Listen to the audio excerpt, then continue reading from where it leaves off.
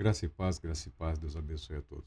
No livro de Salmos, em alguns salmos, em especial neste Salmo terceiro aqui, o hino da manhã que nós estamos lendo e fazendo alguns comentários sobre ele tem uma palavra, em algumas versões está escrito Selá, Selá. Em outras, essa palavra foi traduzida para pausa. Essa é uma anotação musical, tá?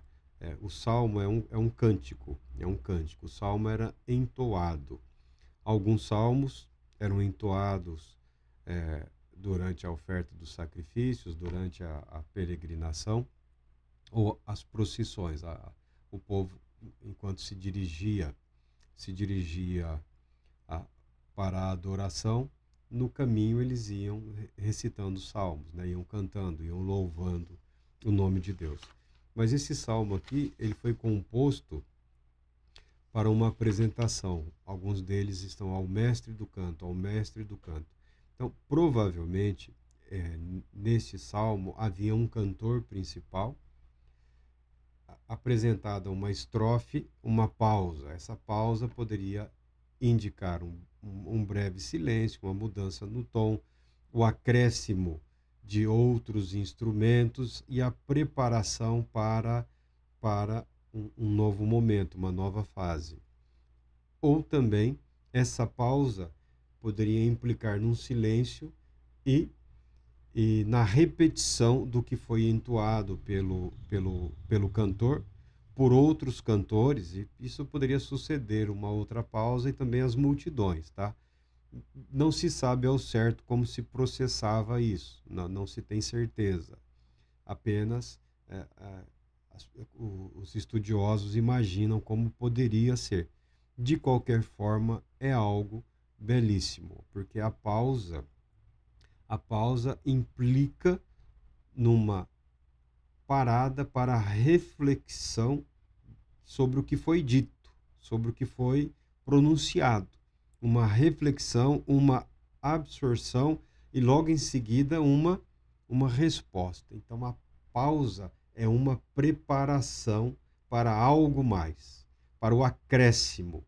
A pausa é uma preparação para e aconteceu tal coisa em sequência. Então, a pausa, o selá que nós encontramos nos Salmos, podem ser interpretados como um convite para a oração, um convite para o silêncio, um convite para a reflexão.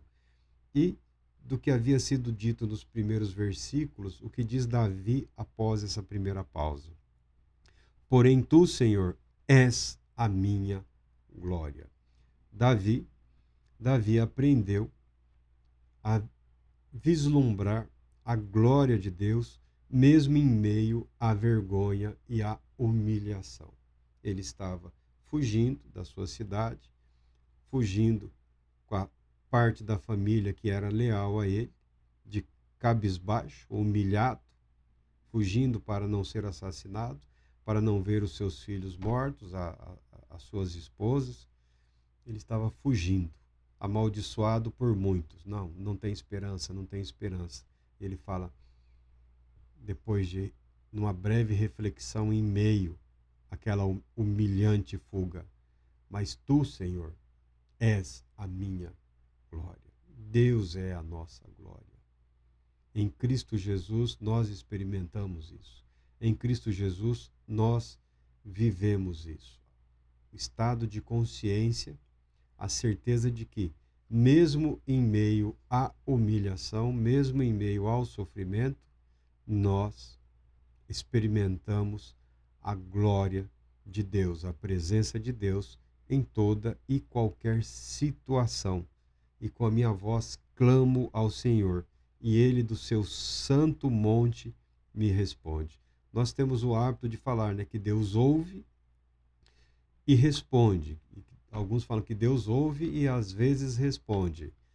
E eu já ouvi pessoas dizerem, ouvir, Deus ouve. Agora, responder é que é a questão. Mas na Bíblia, quando o salmista ou qualquer outro escritor diz que Deus ouve, O pensamento escriturístico ouvir é sinônimo de atender e de responder, tá bom? A consciência de que Deus nos ouve nos leva à certeza, à convicção de que Ele nos responde. E às vezes a resposta vem muito antes de nós expressarmos o nosso pedido.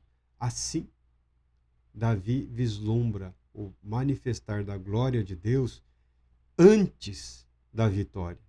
Ainda humilhado, ainda fugindo, ainda se preparando, ainda pensando em quantos ele poderia ter ao seu lado, com quem ele poderia ou não contar nesse momento tão difícil, ainda debaixo da humilhação e da ofensa.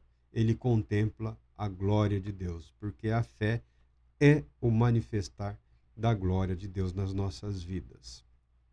Davi contemplou a glória de Deus antes da vitória, na humilhação, na derrota, no sofrimento, porque Deus é a nossa glória. A glória que se manifestou salvadora para todo aquele que nele crê. Deus Todo-Poderoso te abençoe, te proteja e conceda a paz.